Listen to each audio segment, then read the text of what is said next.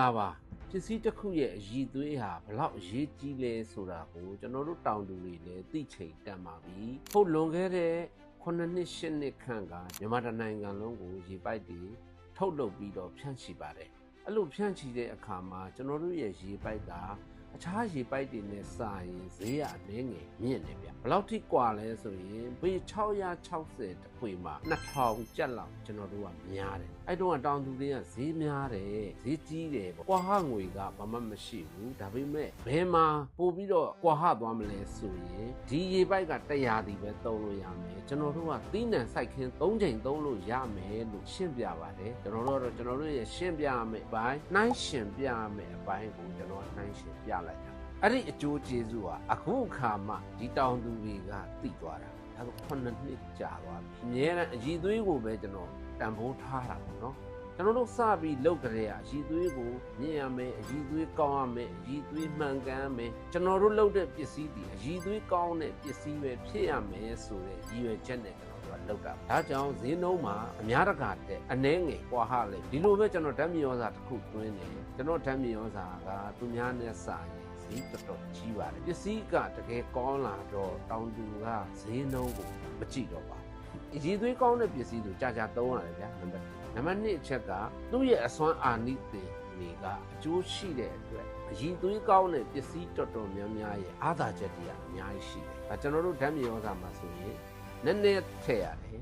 ဒါပေမဲ့သီးနှံရဲ့ quality ကအရန်ကောင်းတယ်ပန်းဆိုလည်းပန်းပွင့်ချိန်ကြာကြီးခံတယ်အသီးမှာဆိုရင်လည်းအသီးရဲ့အရသာအည်သွေးအရန်ကောင်းတယ်ကျွန်တော်တို့ဒီဖရဲသခွားမှာဆိုရင်လည်းလမ်းကြောင်းမှာကားတွေပိတ်တယ်ရက်တွေလမ်းမှာကြာသွားတယ်အချို့သော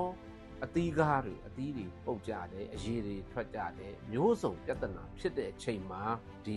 မြေဩဇာကိုသုံးထားတယ်ဖရဲသခွားအသီးကားတွေကဘာမှမဖြစ်ဘူးရောင်းသူရဲ့လက်ထဲအထိအောင်ရောက်တဲ့အထိ